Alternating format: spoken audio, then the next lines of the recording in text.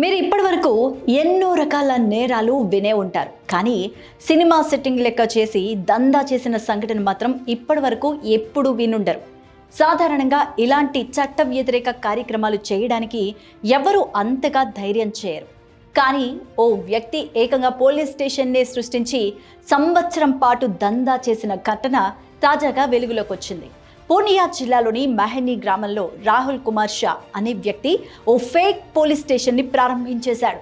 ఉద్యోగాల ముసుగులో ఆ గ్రామంలో ఉన్న యువత నుంచి లక్షలాది రూపాయలు కాజేశాడు కూడా.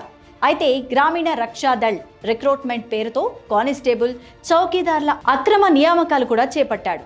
అయితే స్థానిక యువత నుంచి 25,000, 50,000 రూపాయల వరకు వసూలు చేసి వారిని ఉద్యోగాల్లోకి తీసుకుంటున్నట్టు నిందితుడు రాహుల్ కుమార్ షా వెల్లడించారు.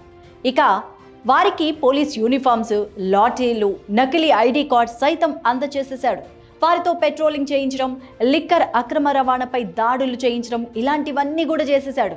వచ్చిన డబ్బులో సగం తాను తీసేసుకొని మిగతా సగాన్ని తన కింది ఉద్యోగులకు అతడు అందజేసేసేవాడు. ఇలా అక్రమ రవాణాదారుల నుంచి హస్తగతం చేసుకున్న మద్యాన్ని, లంచాలు తీసుకొని మళ్ళీ వాటిని వారికే ఇచ్చేసేలా ప్లాన్ చేసేసుకున్నాడు. దాదాపుగా ఈ దందా అంతా సంవత్సరం కాలం పాటు ఇలా నకిలీ పోలీసుల ఆగడాలు కొనసాగుతూనే ఉన్నాయి. అయితే ఎట్టకేలకు గుట్టు రట్టవడంతో రాహుల్ కుమార్ షా పరారయ్యాడు. అతడి కోసం ముమ్మరంగా గాలిస్తున్నామని పోలీసులు చెప్తున్నారు. మరి ఇలాంటి నేరాన్ని మీరెప్పుడన్నా విన్నారా? సినీ పక్కీని తలపించేలాగా ఉంది ఈ నేరం. మరి దాదాపుగా సంవత్సరం పాటు ఈ దందా కొనసాగిందంటే నమ్ముతారా? మరి మీరేమనుకుంటున్నారో కామెంట్ చేయండి.